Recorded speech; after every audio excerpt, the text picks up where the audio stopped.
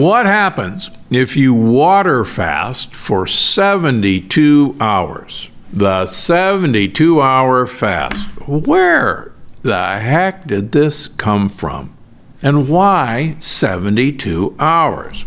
Now, I'm not a huge fan of going without food for this long, for a couple of reasons.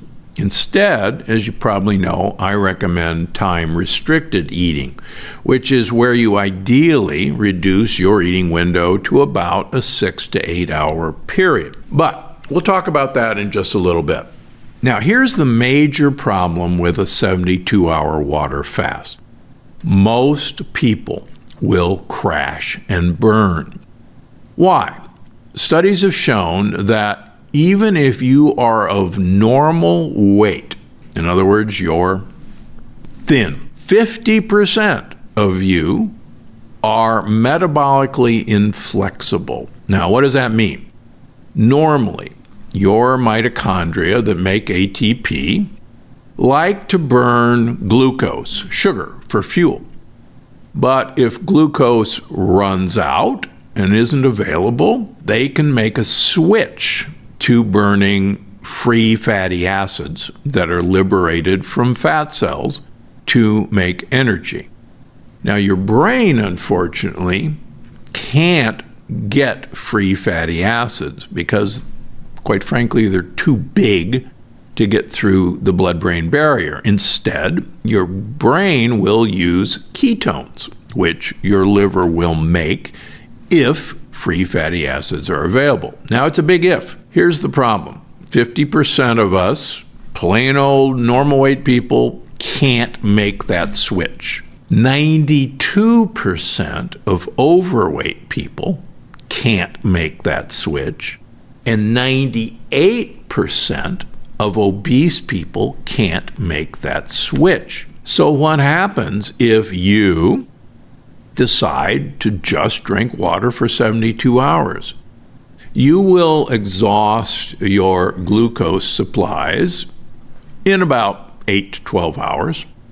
You'll exhaust your glycogen supplies, which is stored glucose primarily in our muscles and in our liver, in about 24 hours. And then, unfortunately, you will not be able to liberate free fatty acids from your fat cells because, as I've talked about before, the vast majority of us who are metabolically inflexible have elevated insulin levels, and insulin will not let you release fat from your fat cells even if you're starving. And it takes multiple days for insulin levels to drop enough that you can start accessing your fat. So what happens? You get hangry. You get headachy. Your brain is going on fumes, and you'll notice that you don't function well. I've noticed this in people who go on these fasts, and they're very healthy. And I'll see them in the Pilates class, and all of a sudden they can't even do an hour of Pilates, power Pilates. And I'm going, hey, you feeling all right? Oh, no, I'm doing the 72-hour water fast because it's healthy for me. And I'm going, well, what healthy? You can't even do an hour of Pilates, and, you do it every day with me. And they go, oh, yeah, that's an interesting point. Yeah, I got no energy today. And these are healthy people. So please, please don't fall into this trap. Okay, so you're metabolically flexible. What happens in that case? Well, you have to get energy from the fat in your fat cells. So what? Unfortunately, fat is where we store our heavy metals that are mischievous. A tuna or swordfish, most of us know, is full of mercury, even though it's swimming around and is a powerful, 1,000-pound fish. Why aren't they dying of mercury toxicity? Because their mercury is safe in those fat cells. The problem when you start fasting and you are metabolically flexible, is you start releasing fat from your fat cells, and guess what? Out comes the heavy metals. Now, this was proven years ago at the Biosphere 2 experiment in the Arizona desert. And these people, unfortunately, couldn't grow enough food to live on in the experiment. And Ray Wolford, who was the head pathologist from UCLA, documented that these people released huge amounts of heavy metals into their bloodstream. And so you're doing a 72-hour water fast for detoxing. In fact, you're actually toxifying. That doesn't sound like a really good idea. Plus, your liver is responsible for detoxifying, and your liver is starving because it doesn't have the fuel to accomplish the purpose. Finally, your liver cannot detoxify heavy metals, and instead it pushes it out through the bile, and your bile has the heavy metals, and guess what? You reabsorb the heavy metals again. So your whole purpose of detoxifying actually fails. So that's a really bad idea. So what do you do instead?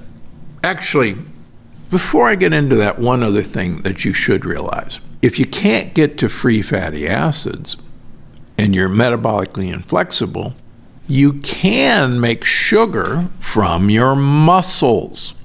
And it's called gluconeogenesis. So guess what happens? In the worst case scenario, you will actually lose muscle mass during that fast. And if you've noticed the recent weight loss craze using injectables, the downside is that you lose huge amounts of muscle mass. And again, that's the last thing you want to do for health. Is there a better way? Well, I mentioned at the start of this, yes, there is a better way. Time-restricted eating. That means compressing your eating window to preferably 6 to 8 hours a day.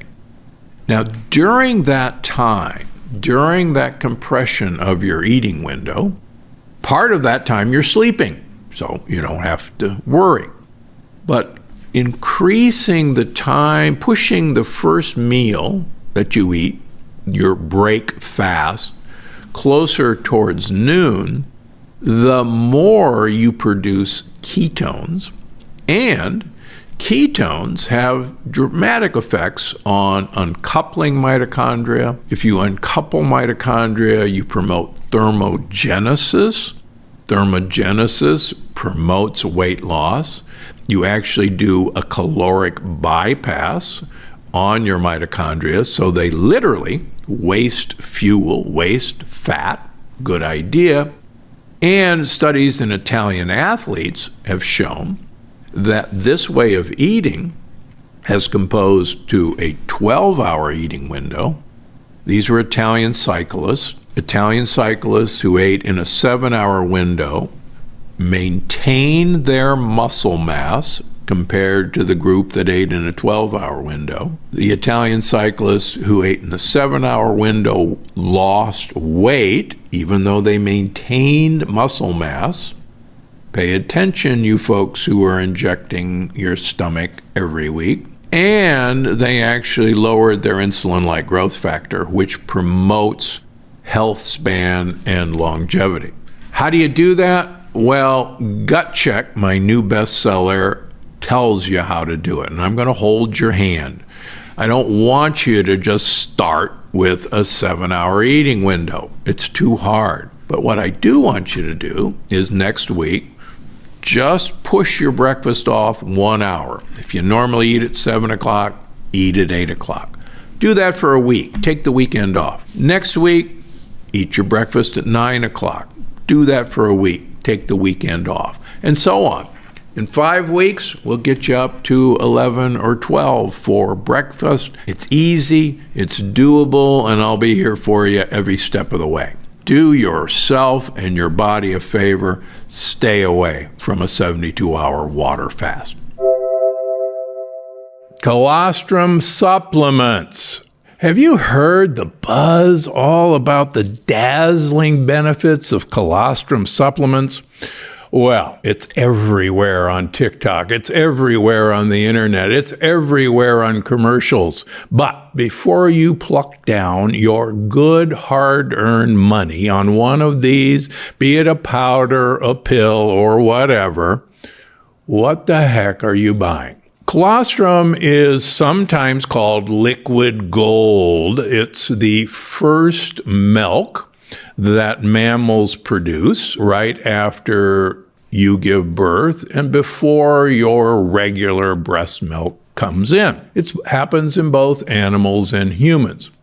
Now, for years, we were convinced that the reason it existed is that the poor baby was totally defenseless against the various bacteria and viruses and whatever that it was going to be exposed to after coming out of this perfectly sterile environment without an immune system. And it is true that colostrum does contain quite a few antibodies, IgG antibodies, IgM antibodies from the mother against various infective agents.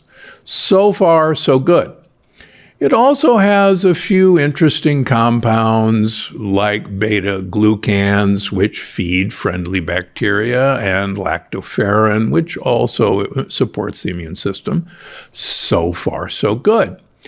But it also has a really mischievous sugar molecule called nu-5GC. Now, you've heard me talk about nu-5GC a lot. We, moms, make nu-5AC in our breast milk. Cows, sheep, goats make nu-5GC in their breast milk. Nu-5GC is a foreign compound to us. In fact, experiments in humans show that if I give healthy volunteers nu-5GC to eat or drink in the form of milk, that they will instantaneously make antibodies to nu-5GC. It's that foreign and nasty a substance. So what? Well, it turns out that nu-5GC can be incorporated into the wall of your gut, into the wall of your blood vessels, into your blood-brain barrier, into your joints, and you will attack it as a foreign compound. Doesn't sound like a very good idea, does it? Okay, so why then think that colostrum is really great for you? The exciting news that you probably read about in my new book, Gut Check, is guess what? Your baby has a wonderful active immune system that's fully ready and fully primed by the time the baby pops out. We now know that the placenta has its own microbiome. We now know that the amniotic fluid has its own microbiome, and that the immune system of the baby is fully revved up and ready, having been trained by the placental microbiome and the amniotic fluid microbiome about what's good and what's bad. So we don't have to worry about poor mom giving us a helping hand with more immunoglobulins. That, quite frankly, is bunk. Number two, let me assure you, you are not a baby cow or a baby goat or a baby sheep. You are not a calf or a lamb. The microbiome of a cow or a sheep or a goat is completely and totally different than your microbiome. And the idea that you should have a liquid from a cow or a sheep or a goat to educate your microbiome or to protect you against what a baby cow or a baby sheep or a baby goat might need protection from is also absolutely bunk. Finally, I was a consultant to one of the major companies in this country that controls the market for colostrum. And they developed a very exciting formula based on colostrum and also with inoculated eggs for the purpose of controlling infectious diarrhea in third world countries. Whether you know it or not, one of the leading causes of death in third world countries is diarrhea from infectious agents that are in the water supply. In fact, I and Gundry MD are contributors to an organization called Charity Water, which brings clean water to millions of people around the world. But diarrhea kills kids, kills adults. This company developed a great product called Dia Rescue. Now, I have no affiliation with them whatsoever. When I'm working in the field with Charity Water, I carry Dia Rescue to Africa, to India, because quite frankly, diarrhea is a real problem. Infectious issues are a real problem, and Dia Rescue works. How does it work? It binds the bad bacteria in the gut and basically knocks them out. You're not absorbing immunoglobulins from this compound to help you fight these infectious agents.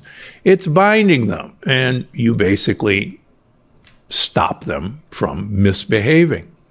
So please, I know a whole lot about colostrum, and the idea that you are going to get any benefit from colostrum is not true.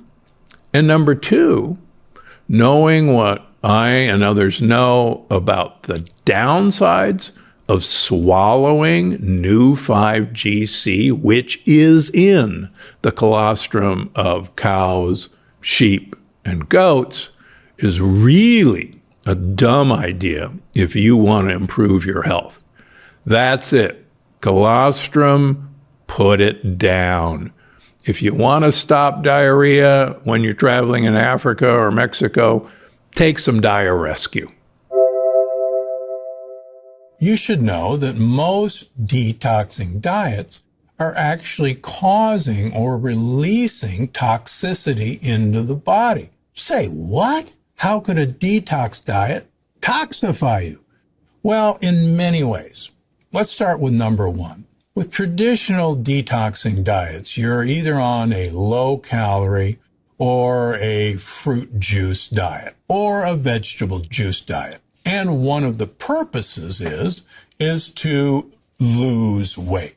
Now, what most people don't know is that we store our heavy metals and what are called organopesticides, all these herbicides, pesticides, biocides, in our fat cells. An example of that is heavy metals. A swordfish or a big tuna is full of mercury. Clearly not exactly a healthy component of the tuna. But that big tuna or swordfish is 1,000 pounds of muscle, and that mercury or whatever is not bothering that animal. That's because that animal stores it in its fat, where it's harmless. But what happens when we go on a fast, a water fast, or a detox diet, we start using the fat from our fat cells. And as that fat is used, heavy metals and pesticides are released into your bloodstream. They go to the liver. The liver has two sets of detoxifying enzymes, phase 1 and phase 2 detoxifying enzymes. Unfortunately, most of us don't have those enzymes very activated. If we're on a traditional American diet, then those enzymes have been working overload and are pretty much spent. And so we can't handle any additional load. On top of that, the liver has no system for detoxifying heavy metals. So the liver says, well, I don't want these. I can't treat them. I'm going to dump them into the bile. The bile will leave the liver and I'll wash my hands of it. And that's exactly what happens. Only one problem.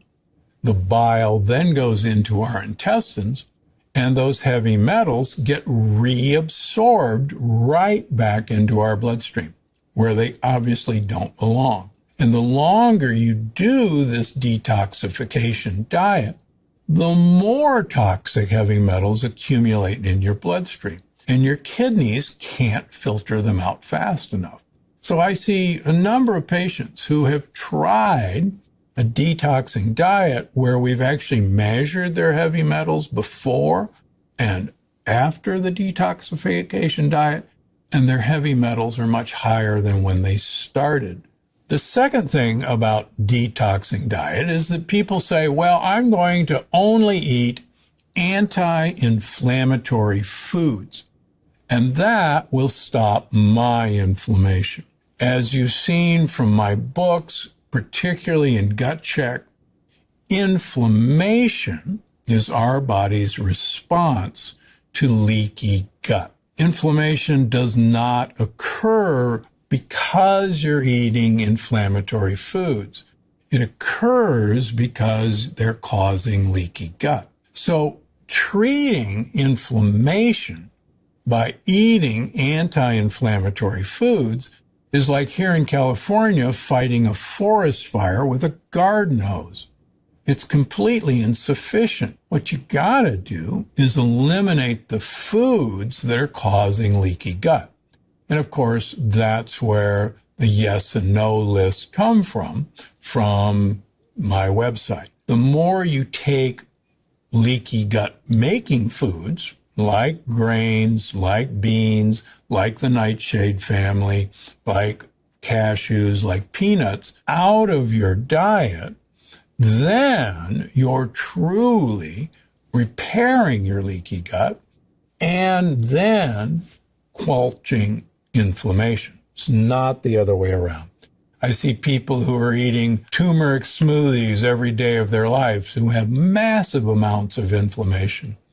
And it's not these anti-inflammatory foods that are doing anything for them because they're still eating healthy things like whole wheat bread or brown rice. Just yesterday, I saw one of my patients who were treating for rheumatoid arthritis and lupus and leaky gut. And while we're making a little progress, it's certainly not as fast as I was anticipating because she's very motivated. And with someone like that, I certainly always go through, okay, what's a typical day's eating for you? And the first thing out of her mouth, she said, well, I start every morning with my detox shake. And I buy it on the internet. It's really famous, and I won't tell you the name. And I said, you're kidding me. And she said, no, it's really healthy. And I said, have you ever actually looked at the ingredients? And she said, well, no, it's really healthy. It's full of, adaptogens and all this really good organic stuff. So I pulled up on the internet the package. I said, well, if you think that pea protein and brown rice, and I went down the list, and it's this giant lectin bomb with actually very few good things in it. And she said, well, but this is a health detox drink. And I said, no, it's a toxification drink, and your blood work shows it. So it's that example that we often think we're doing the right thing, but we're actually causing more leaky gut than tamping down inflammation. Okay, well, why don't we just do a juice cleanse? The problem with juices, I'll say it over and over again, fruit juice is mostly fructose. Fructose was really good way back when we ate fruit whole, and it was really good for weight gain. Great apes only gain weight during fruit season, and fruit season only occurs once a year, even in the jungle. We convert fructose, which is a mitochondrial toxin. I'll say it again. Fructose is a mitochondrial toxin. We detoxify fructose in the liver.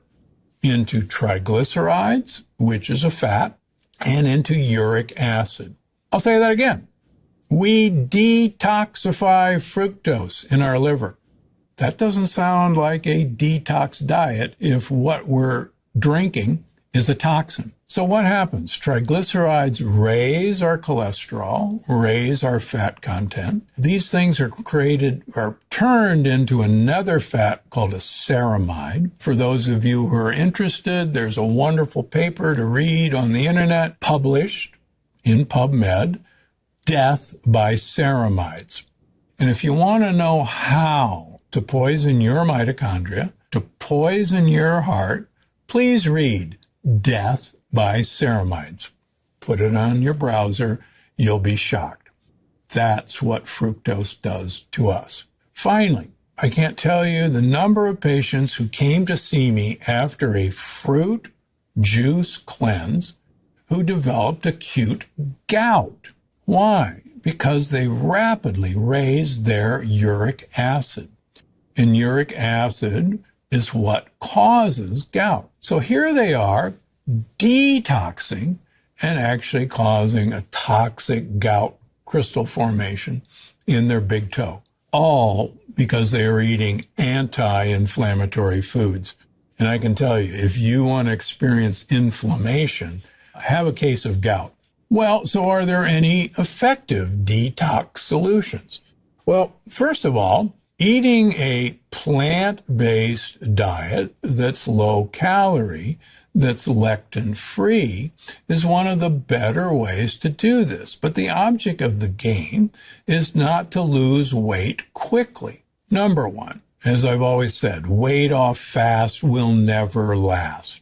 Weight off slow, you're good to go. Dr. Walter Longo, my colleague at USC, has shown that 5 days of eating a low-protein, vegan diet dramatically improves our immune system's function for the entire month, even if you only eat it 5 days a month. He's also shown that it actually improves insulin resistance, improves markers of prediabetes, but you only do it for a limited time period. You don't do it for all month. You can enhance your liver's phase 1 and phase 2 detoxification enzymes. And there's many compounds that do this. The most famous is probably milk thistle, artichoke extract, which is a cousin. Artichokes are cousins of milk thistle. They're a thistle plant, is another really good detoxification trick. I like D-limonene, which is sometimes advertised as orange peel extract. And this is a compound that, in my way of thinking, takes milk thistle and artichoke extract to the next level. And I even make a product with those in mind. Sometimes milk thistle is really great. Sometimes it's not enough, and you have to add D-limonene for extra boost. Now, what about all those heavy metals that are going to come out of the fat when you're doing a detoxification diet? Well, again, the problem is that heavy metals are reabsorbed once they're put out into bile. So what you got to do is capture the heavy metals in your gut. And there's several compounds that have been shown to be very effective. The first is cracked chlorella. Chlorella binds heavy metals and won't allow them to be reabsorbed. The same is true with activated charcoal. It will bind heavy metals and will prevent it from being reabsorbed. Now, chlorella you can take fairly constantly. Activated charcoal, on the other hand, you don't want to continuously take it day in and day night because it will actually bind other minerals that you need. But when you combine that with a proper diet, that's a way to get heavy metals out of your system. And we've had really good success using chlorella and heavy metals to get mercury and lead out of our patients, even quite high levels, without chelation. More amazing episodes just like this one. Watch now. That a glass of orange juice would suppress white blood cells from eating bacteria or eating viruses for up to 6 hours